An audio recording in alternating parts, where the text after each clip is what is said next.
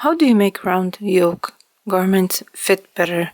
In regular practice, we make short rows at the back neckline or at the end of the yoke before dividing for sleeves to lift the back neck a little bit and to make the garment easier to wear, where the front neckline sits lower on the body than the back neckline.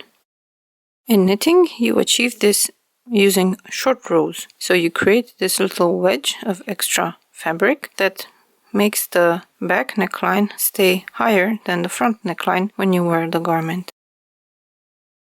So if you look here, you will see that there is an extra wedge of fabric inserted around the neckline to lift this piece up. But in regular crochet, we can't do that. We can do it in Tunisian crochet, but not in regular crochet.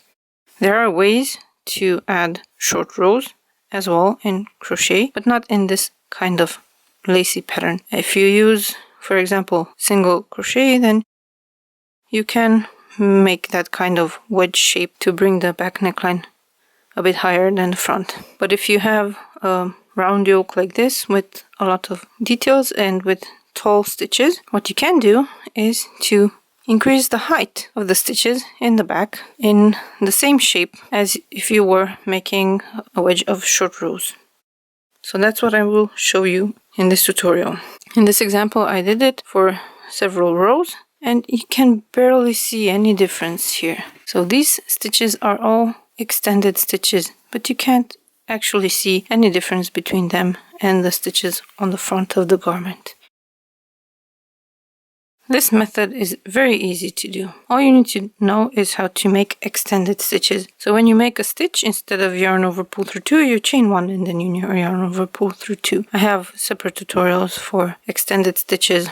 In this example, as you can see, the whole circle is made with double crochet stitches. And for the next several rows, I will start replacing some of the double crochet stitches with extended double crochet stitches. So normally when you make a round yoke and you want to add short rows, you divide the yoke into approximately 3 equal pieces and then you make the longest short row as long as 2/3, considering the middle of the back as well. So in my case, this will be the middle of the back where I end and begin each row. So approximately 2/3 would be like this all around. That means that that's the longest that I will make extended double crochet stitches. But we should start with a small number on either side of the back seam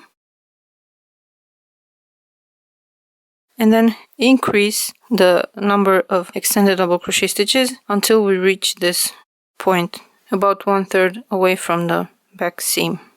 You could mark these points or you could just look at your work and decide how long each section of extended stitches should be. In my case, I will make the first row this long and then the next one this long and then just keep slowly increasing the amount of extended double crochet stitches and then return to the double crochet stitches. In this way, the height of each of these sections will add up to create a difference between the back and the front. And I will show you this after I finish that section in the yoke so you can see the difference with your own eyes.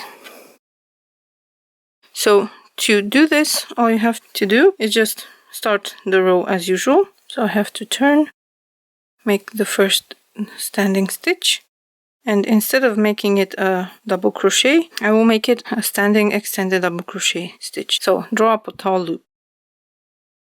Hold on to it and yarn over using it, and then insert the hook into the stitch where you're supposed to start. Pick up a loop, chain 1, and then yarn over pull through 2, yarn over pull through 2. That's the first extended stitch. Then continue in pattern, making only extended stitches until the section where you decided that you will stop.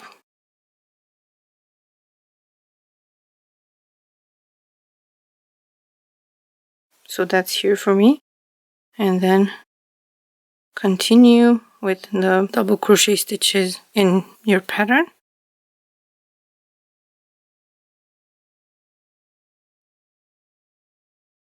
Until you reach the other side of this section. So you go all around and come here, and then make the extended stitches again. And then on the next row, we will be working like this. Make extended double crochet stitches all the way to here. Then double crochet stitches all around until here. And then finish with extended double crochet stitches. I hope that makes it clear what to do so that you can lift up the back neckline. And I will show you what this looks like when it's done. So that's one row done with the extended stitches. You can see there's not much of a difference here that you can perceive when you look at the fabric. But as we keep going, the difference will become larger. So I wanted to show you the next row as well. Here we have a decrease, and instead of making a double crochet 2 together, we will make an extended double crochet 2 together. So we yarn over, and then we pick up a loop in the first stitch, chain 1, yarn over, pull through 2, and then yarn over, pick up a loop in the second stitch, chain 1, yarn over, pull through 2, yarn over, pull through 3. So that's an extended cluster here. And I realized that I forgot to tell you that it's easy to keep track of where you need to make these tall stitches if you place stitch markers. This way you won't forget and just keep going. So for this second row, this is how long the section will be with the tall stitches. For the third row, I will put the stitch markers here, and then so on, until I reach either the end of the yoke or 1/3 of the way from the back seam. And if we align the fabric here, you can't actually see the difference. It's just very, very small. It's 1 millimeter. Now, many rows in, if you continue to do the longer and longer sections with extended double crochet stitches, this is what you will get if you align the neckline. But in reality, when you wear the top and you align the bottoms here, this is the difference between the front and the back neckline.